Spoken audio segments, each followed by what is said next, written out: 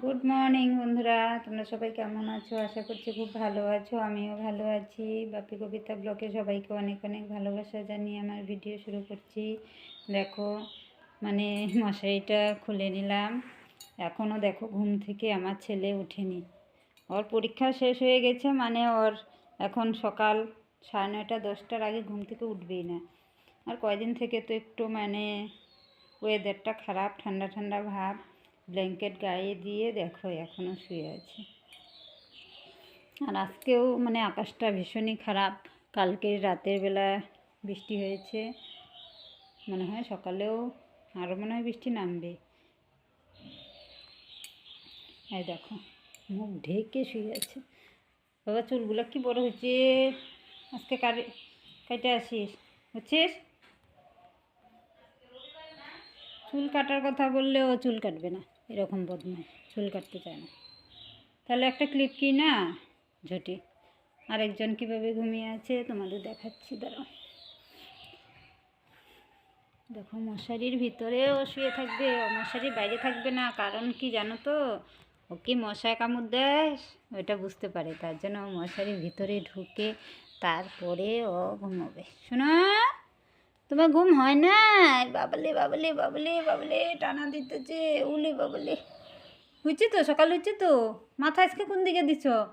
খাটের কোনায় নিয়ে দিয়ে দিচ্ছে। অন্যদিন এইভাবে লম্বা হইয়া কি সুন্দর ঘুমায়। ওরে বাবা, ও একদম মানুষের মতো একবারে লম্বালম্বি করে শোয়। ওর জন্য দেখো না কুল বালিশ দেওয়া আছে মাঝখানে। ও এইটুকের মধ্যেই এভাবে শুবে, এভাবে লম্বালম্বি হয়ে শুবে। এখানে মাঝখানে বালিশ দিয়ে রাখি, তারপরে আমি ঘুমোই। বালিশটা দেওয়ার কারণ কি, ও ঘুমিয়ে থাকে না, তার ঘুমের মধ্যে আমার পা হয়তো ওর শরীরে লেগে যায়। ও ঘুমের মধ্যে চমকে যায়, ভয় পায়। তার জন্য বালিশটা দিয়ে রাখলে আমার পাটা আর ওর শরীরে লাগবে না, ও ভয়ও পাবে না। এখন দেখো গুটিয়ে ঘুমিয়ে আছে। ও কিন্তু একদম পুরো লম্বা হয়ে ঘুমিয়ে থাকে মানুষের মতো। ওঠো শোনো, আমি এই যে মশারিটা উঠাই, বিছনা উঠাই, তারপরে চা খাওয়া হয়নি। বাবা উঠো, চা খাই। বাবা আমি কিন্তু চা খাই ফেলবো, আমার দেরি হলে চা খেতে ইচ্ছে করে না। আমার ঘুম থেকে ওঠার পরে কাজ হলেই আমার চা খেতে লাগে। এই দেখো আজকের ওয়েদারটাও বেশি ভালো না জানো। কালকে রাতে বৃষ্টি হয়েছে, রাতে সন্ধ্যার সময় বৃষ্টি হয়েছে, 6:30টার দিকে। তারপরে ভালোই বৃষ্টি হয়ে তারপরে একটু কমেছে, তারপর আবার অল্প নেমেছে। তারপরে রাত্রে আবার হয়েছে নাকি। ওই দেখো উঠোনের মধ্যে জল আছে। আমি বেশি একটা টের পাই নাই, জানোই তো ঘরের দরজা বন্ধ করে দিলে বেশি একটা আওয়াজ শোনা যায় না।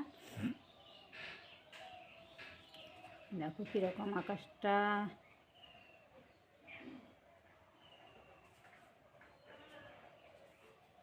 সব গাছের পাতা ঝরে গেছে না, এখন আবার বৃষ্টি হচ্ছে, আবার পাতাগুলো দেখো গজাচ্ছে, সব নতুন পাতা। আমাদের এই পাশেই না কীর্তন হচ্ছে। দেখো এই বৃষ্টির মধ্যে যে কীভাবে কীর্তন হচ্ছে কে জানে। কালকে যাওয়ার কথা ছিল, এই বৃষ্টির জন্য আর যাইনি। আজকে যাব নাকি ভাবছি, দেখি আকাশ যদি ভালো থাকে বিকেলবেলা সন্ধ্যার সময় আমি যাই। যদি সন্ধ্যাবেলায় ভালো থাকে তাহলে হয়তো যাব, আর বৃষ্টি হলে তো যাব না। কারণ ওখানে বৃষ্টি হলে তো বসার জায়গা ঠায়গা কিচ্ছু থাকে না, সব কাদা হয়ে যায়। কাদার মধ্যে তো বসা যায় না, জানোই, দাঁড়ানোও যায় না। দেখি ভালো হলে যাব, না হলে যাব। আকাশটা একদম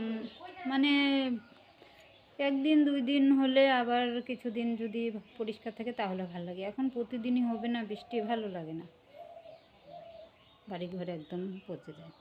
দেখো সিঁড়িগুলো এখনও ভিজে আছে, বৃষ্টি হয়েছে মনে হয় ভোরবেলার দিকে। দেখো ওরা বৃষ্টির জন্য না আকাশটা খারাপ না, দেখো ওরা বাইরে যেতে পারছে না, তার জন্য ওরা বারান্দায় ঘুরছে, ঘরে ঘুরছে। কি শোনা, বাইরে যেতে পারো না, বৃষ্টি। আর আকাশটাও ঠান্ডা না, বাইরে বের করিনি, কারণ বাইরে বের করলে না এখন ঠান্ডা লাগবে। দেখো বন্ধুরা, একটু আগেই না কীরকম বৃষ্টি ছিল না, মানে আকাশটা অন্ধকার ছিল কিন্তু বৃষ্টি ছিল না। এখনই দেখো বৃষ্টি নেমে পড়েছে। এই দেখো, বুঝছো, হালকা হালকা করে বৃষ্টি পড়ছে। এরকম বৃষ্টিতে মানে বাইরে বেরোনোও যায় না, কোনো কাজও করা যায় না। ভাবছি একটু বাজারে যাব, আমাদের খরচাপাতি মানে শেষ হয়ে গেছে, আনতে হবে। এখন এরকম বৃষ্টির মধ্যে কীভাবে যাব বলো তো। এখন মানে চা খাওয়া হলো, এখন স্নান করে পুজো করব। দেখো আকাশটা কীরকম খারাপ হয়ে গেল, বৃষ্টি নেমে গেছে। দেখো ছাগলটাকে বের করে রেখেছিলাম, তখন বৃষ্টি ছিল না, এখন আবার বৃষ্টি নেমেছে, ঘরে তুলে রেখেছি। তখন কি খেতে দিব, খিদের জ্বালায় কান্না করছে। এখন দেখো ওর জন্য পুয়াল মাখছে আমার ছেলে। এখানে মানে গুড় ভিজিয়ে রেখেছিলাম, গুড়ের জল আর পুয়াল, উপরে আটা চাল ছিটিয়ে দিব। এখন এগুলো খাক, তারপরে ভুট্টা রান্না করে দেবো, এইসবই আজকে খাবে। এখন না গাছের পাতাও নেই, দেখো আগে তো গামারি পাতা পেরে দিতাম, খেয়ে নিত। এখন তো গাছের পাতাও নেই, কি পেরে দিব। দেখি কয়েকটা ভুট্টা গাছ কেটে দিব, খেয়ে নেবে। ওদের তো খাওয়া দিতেই হবে, না হলে কান্না করবে। মানে একটু আটা ছিটিয়ে দে উপরে আর চাল দে, এখন খাক, কান্নাটা কমুক, তারপরে ভুট্টা রান্না করে দেবো। তাও যদি বৃষ্টি না কমে, তারপরে ভুট্টা গাছ কেটে কেটে দিয়ে দেবো। ওদের জন্যই করেছি, ওরাই তো খাবে।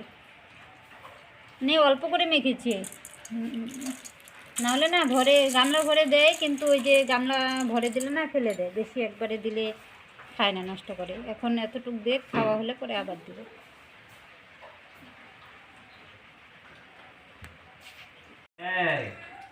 দেখো আমাদের পুচু কীরকম দুষ্ট। আমার ছেলে বসে আছে, ও এসে ওর ঘাড়ে উঠেছে। আমিও পাশে বসেছিলাম, ওর ঘাট থেকে আমার ঘাড়ে আসছে, আমার ঘাট থেকে ওর ঘাড়ে যাচ্ছে। ও সারাদিন এরকমই, যে বসে থাকবে তার মানে পিঠে যায় উঠবে, ঘাড়ে উঠবে, দুষ্টামি করবে। এখন আমার এখানে আসতে চাচ্ছে কিন্তু পারছে না, ও নামবেই না। নাম, আর এইটাই খেলা। দেখো নামতে চায় তবু নামে না। নামো নামো নামো নামো, ব্যথা পায় না, নামো। কান খায় মা। দেখো দেখো কান খাচ্ছে, দেখো দেখো তো কিরকম দুষ্টামি করে।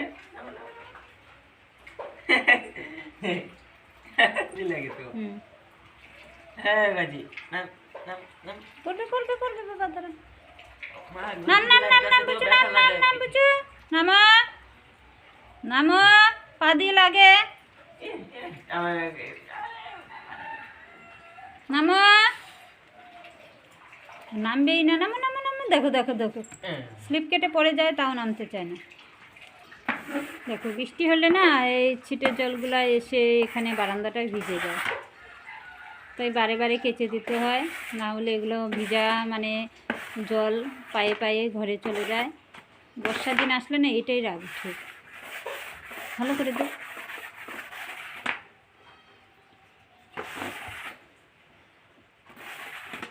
সিঁড়ির মধ্যে জল পড়ে, ওই ছিটাগুলো এসে বারান্দা।